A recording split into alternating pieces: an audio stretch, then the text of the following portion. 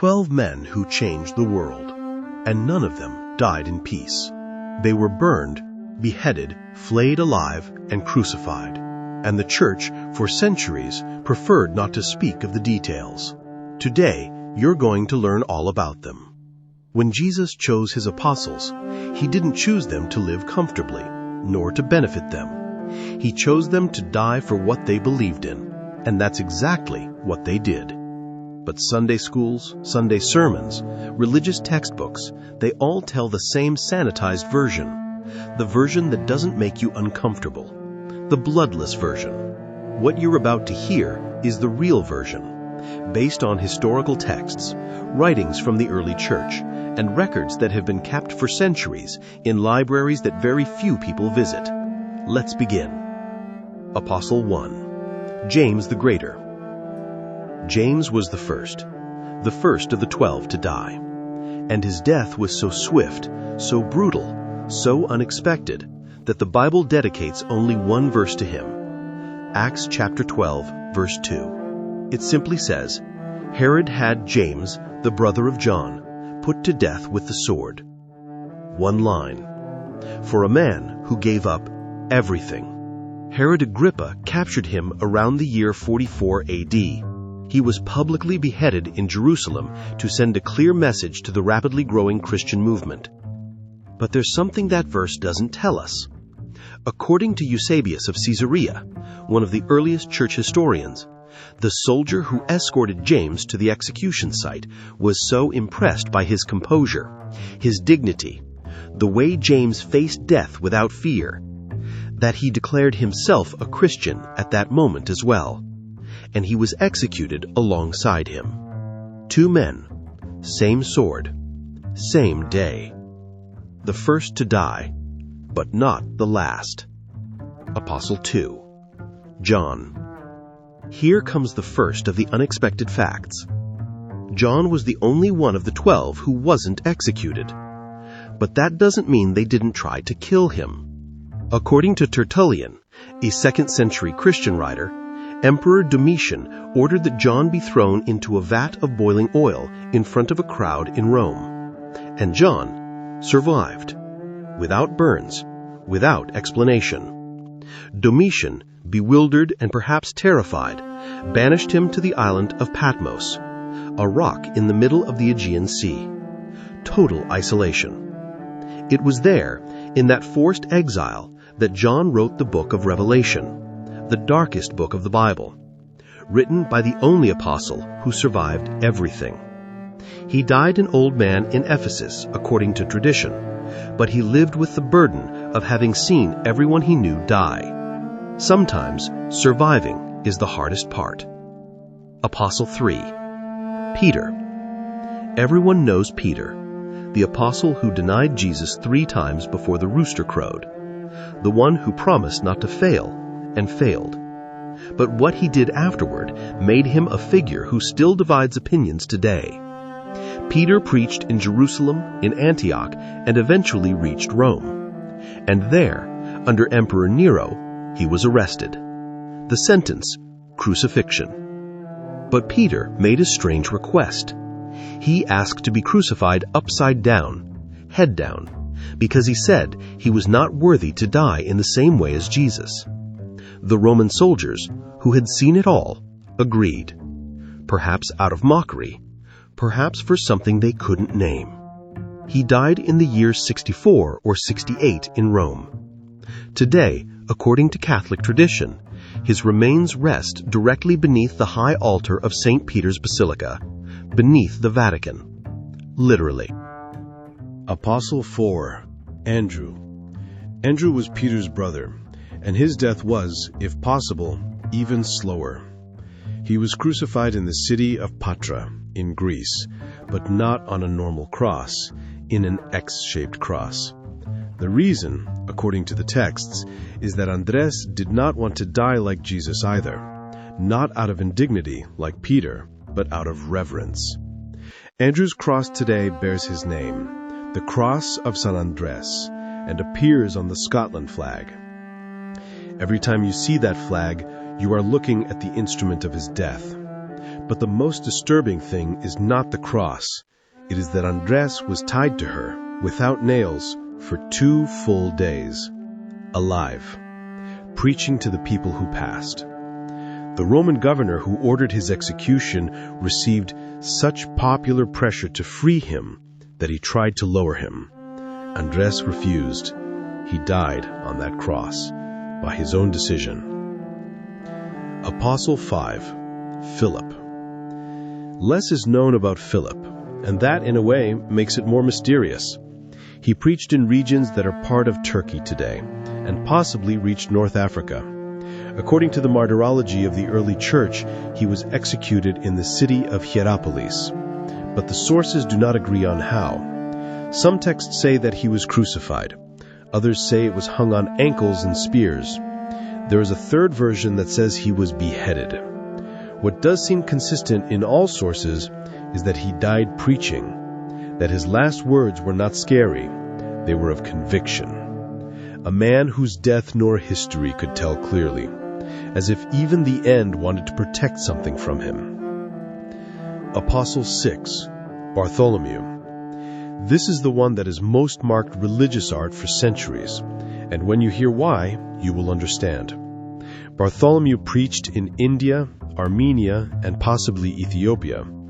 In Armenia, he was captured by order of King Astyages, and its execution was one of the most brutal recorded in Christian history. They flayed him alive. They ripped the skin off his body while he was still alive. Then they crucified him, and then they beheaded him, as if a single form of death was not enough for someone who had converted thousands. Miguel Angel immortalized him in the Last Judgment of the Sistine Chapel.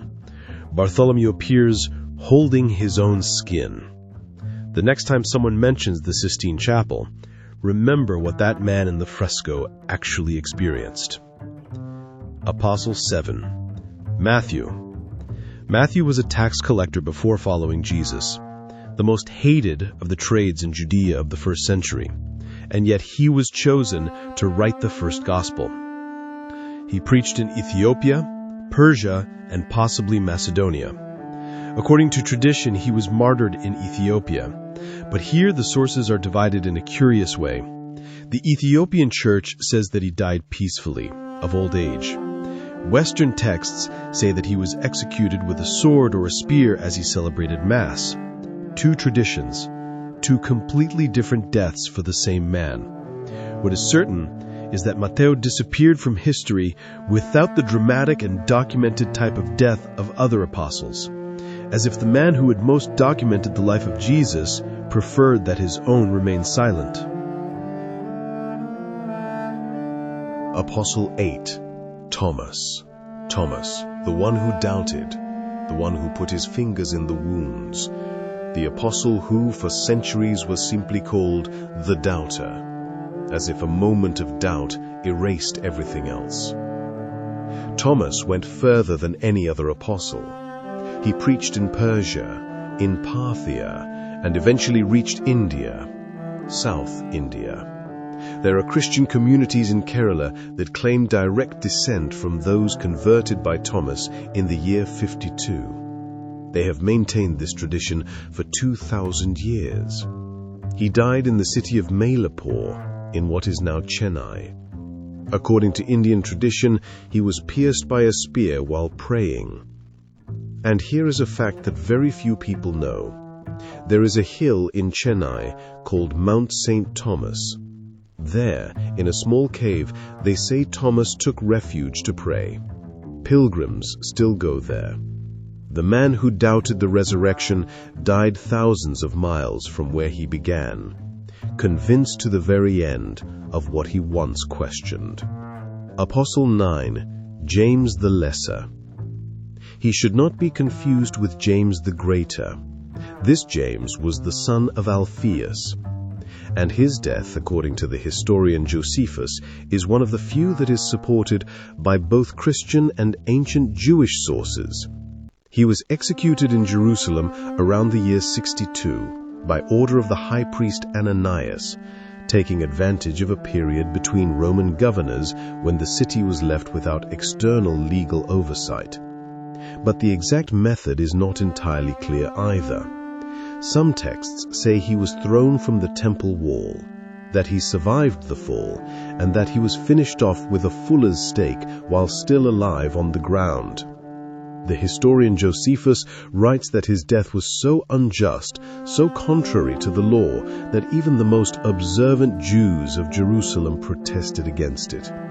A man whose execution outraged even his adversaries. Apostle 10. Simon the Zealot.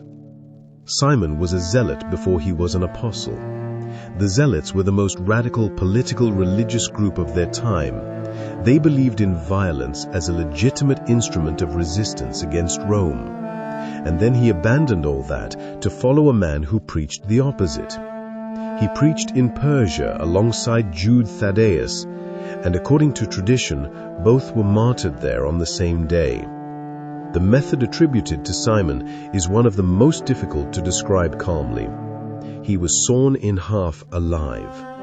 That is why in classical religious art, Simon the Zealot always appears with a saw in his hand.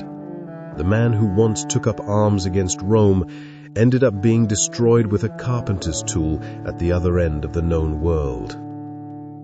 Apostle 11. Judas Thaddeus. Judas Thaddeus is not Judas Iscariot. This fact confuses many people and has made Thaddeus one of the most forgotten apostles. No one wants to bear the name Judas. But Thaddeus was the one who, according to Armenian tradition, brought Christianity to King Abgar of Edessa, and he died in Persia on the same day as Simon. The method? Blows of an axe. In Catholic art, Thaddeus always carries an axe or a mace. He is the patron saint of impossible causes, not by chance, but because he spent his life defending something that the whole world considered unbelievable, and he died without surrendering. Apostle 12. Judas Iscariot. We cannot finish without him. The traitor, the one who sold Jesus for 30 pieces of silver. But here's something very few people notice. The Bible gives two completely different versions of his death. In the Gospel of Matthew, Judas returns the money, leaves, and hangs himself. In the book of Acts, the Apostle Peter describes a completely different death.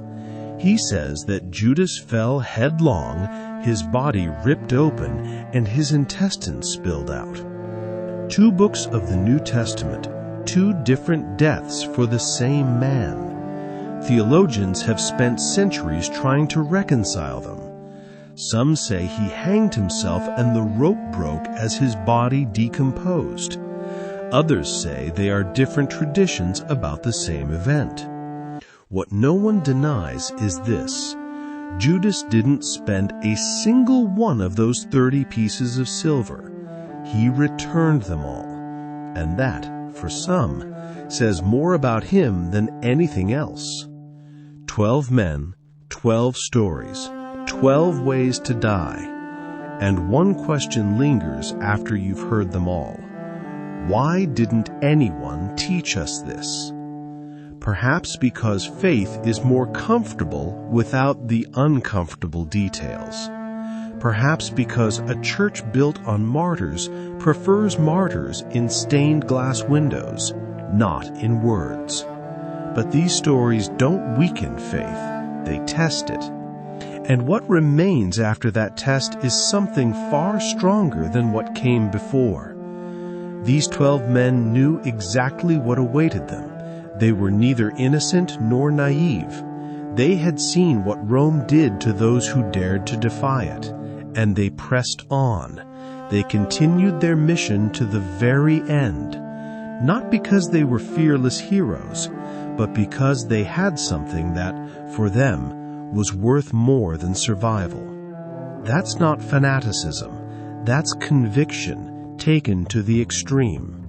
And it doesn't matter what you believe or don't believe. That deserves respect. If this video made you think about something you'd never considered before, leave it in the comments. See you in the next story.